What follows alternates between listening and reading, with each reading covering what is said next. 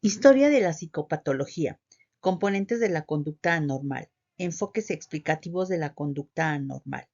Universidad Nacional Autónoma de México, Facultad de Estudios Superiores Iztacala, Psicología, Sistema de Universidad Abierto y Educación a Distancia. Módulo 0400, Propedéutica en el campo de la psicología clínica. Tutora, maestra Aura Silva Aragón. Alumna, Ángeles Guadalupe Zamacona Bautista. Grupo 9437. Fecha, 16 de septiembre de 2023. Introducción.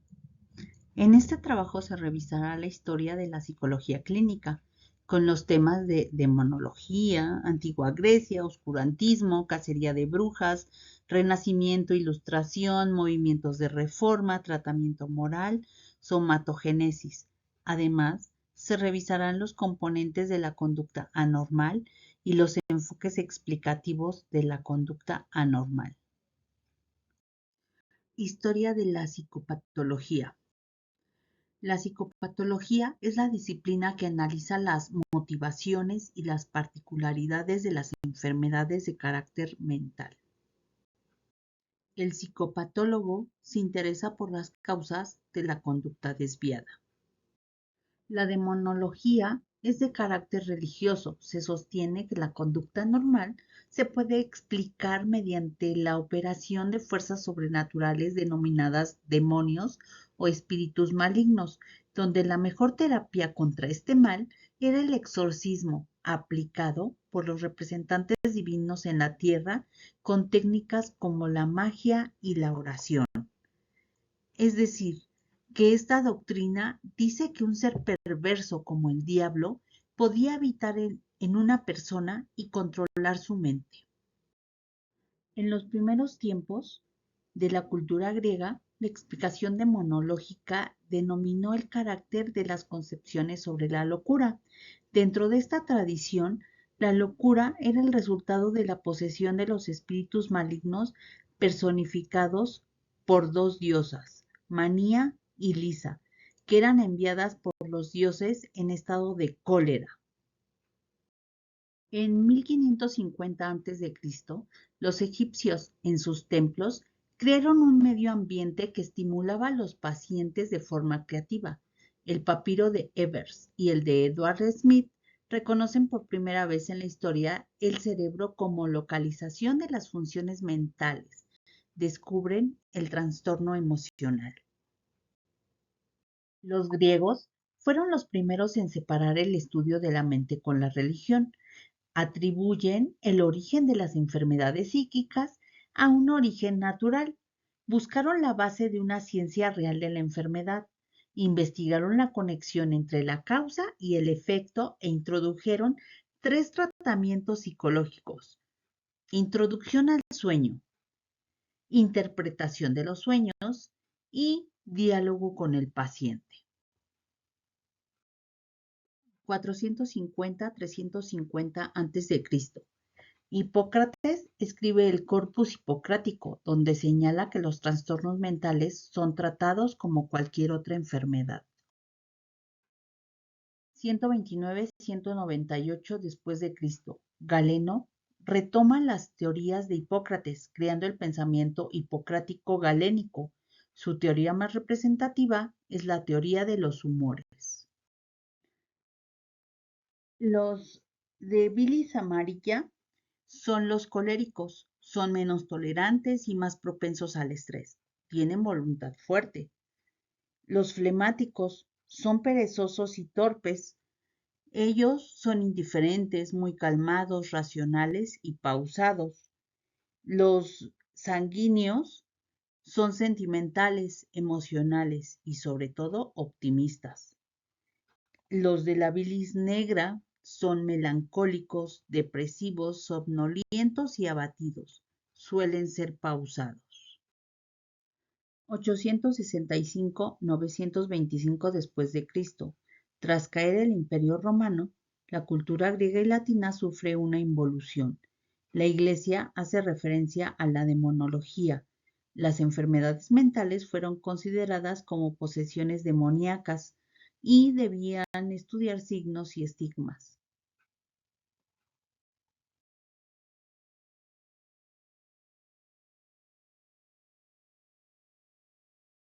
En la Edad Media, durante el oscurantismo, se obstaculizaba el conocimiento en los sectores populares. Sin embargo, también hubo algunos avances. Durante la cacería de brujas, muchas mujeres fueron quemadas y torturadas por ser acusadas de practicar la brujería. Sin embargo, algunas de ellas no la practicaban, simplemente aceptaban que la practicaban porque estaban siendo torturadas de una manera infrahumana. En algunos casos estudiados recientemente se descubrió que fue por intoxicación que tenían algunos síntomas estas mujeres y pues ahora se piensa cuántos casos no habrán sido objeto de esta eh, injusticia y al final del día pues no eran brujas, no practicaban la brujería. En 1247 se funda el Hospital Real de Belém. Es el primer hospital psiquiátrico. En 1409, Juan Gilaberto Joffre funda el primer centro dedicado al cuidado de los enfermos. En 1621-1689, los médicos ingleses Thomas Sydenham y Thomas Willis plantean que la histeria no es una enfermedad del útero, sino del cerebro. Thomas Willis clasificó la epilepsia, la histeria y la hipocondría entre las enfermedades nerviosas. Thomas Sydenham aplicó por primera vez a la medicina el método inductivo en la práctica clínica, valiéndose de la observación para identificar los distintos síntomas y posteriormente poder agruparlos en síndromes. Dentro del movimiento de reforma en 1745-1826, Philippe Pinel fue un líder en la reforma de los hospitales y él clasifica las enfermedades mentales en 4: manía, melancolía, idiocia y demencia. En 1774, Leopoldo II, el duque de Toscana, promulga la primer ley de dementes que obliga a tratar con medicamento a los enfermos mentales. En 1825-1893, Jean-Martin Charcot, un neurólogo francés, fue el primero en estudiar el trauma psicológico. En el movimiento de reforma en 1815, en los asilos de enfermos mentales, el tratamiento era brutal. Los hacían dormir parados y encadenados. En el Hospital St. Mary de Belén, en Londres, se vendían boletos para meter a las personas como si fuera una atracción turística. No había ningún tipo de regulación en ese tiempo.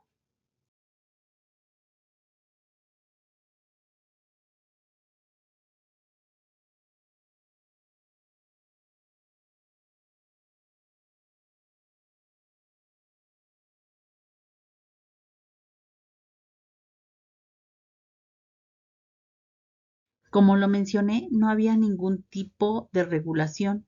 Entonces empezaron a ver lo del tratamiento moral, que significaba humanizar el servicio que se les daba a los enfermos mentales.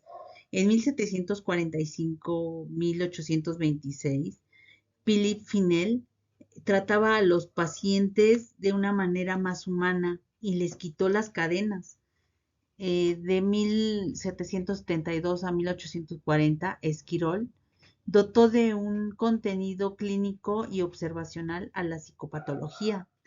De 1836 a 1903, el profesor Joan Genet Pargatas de la Universidad de Barcelona, España, implementó lo que ahora le llamamos el tratamiento moral. Es humanizar el tratamiento de los enfermos mentales. Dentro del pensamiento contemporáneo encontramos la somatogénesis.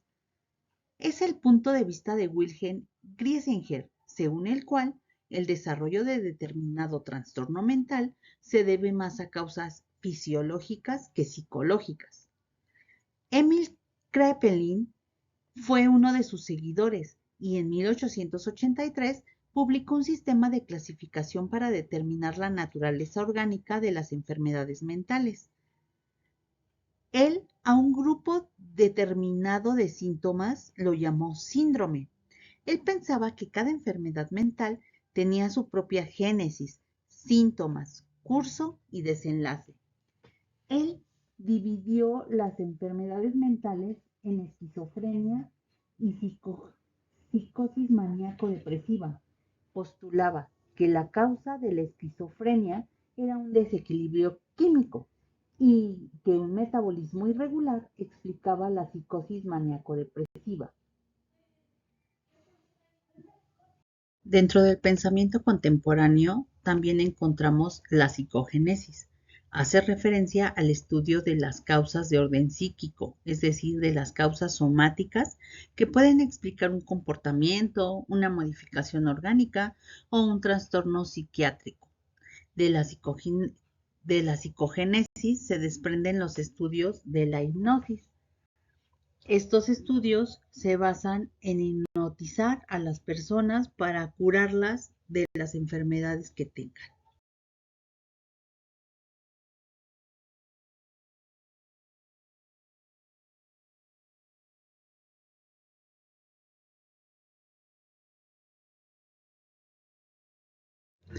Dentro de los componentes de la conducta anormal nos encontramos la infrecuencia estadística, es decir, de acuerdo a la gráfica de Gauss, hay una media y todo lo que sale de esos parámetros sería una conducta anormal.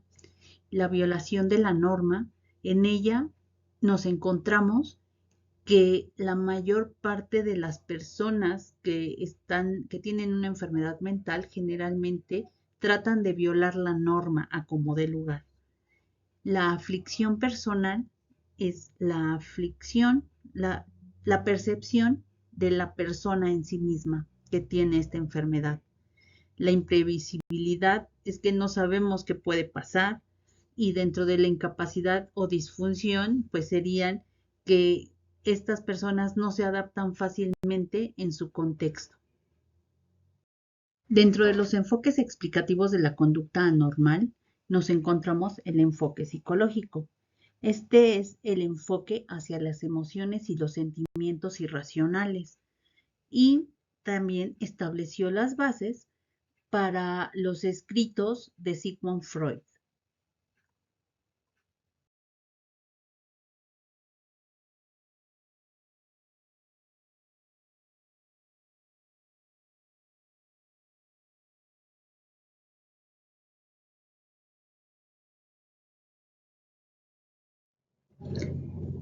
En mis reflexiones finales puedo comentar que pues sé que los enfermos mentales generalmente son maltratados. Sin embargo, enterarme que los hacían dormir parados o encadenados fue impresionante, es algo aberrante. Y aunque han pasado muchos años, se siguen cometiendo algunas atrocidades y es nuestro deber ético y moral trabajar para que haya más igualdad en los servicios ofertados, sobre todo en los servicios de salud mental, para que en algún momento las personas anormales se puedan adaptar con mayor facilidad. Puedo decir que conocer la historia es de suma importancia, ya que de esta forma podemos realizar cambios en nuestra cotidianidad y enfocarnos en los problemas que verdaderamente nos preocupan. Alguna vez le comenté que yo tengo déficit de atención con hiperactividad. Esto me lo diagnosticaron cuando ya tenía 34 años aproximadamente. Actualmente tengo 49 años y le puedo decir que me cuesta mucho trabajo adaptarme a las situaciones que se presentan en mi vida cotidiana. Cambio de trabajos frecuentemente porque o me corren o doy las gracias y finalmente estoy botando de un trabajo a otro. Y definitivamente esa falta de adaptación es la que me ha llevado pues a estar en un punto casi de bancarrota por esta falta de trabajos continuos. Referencias.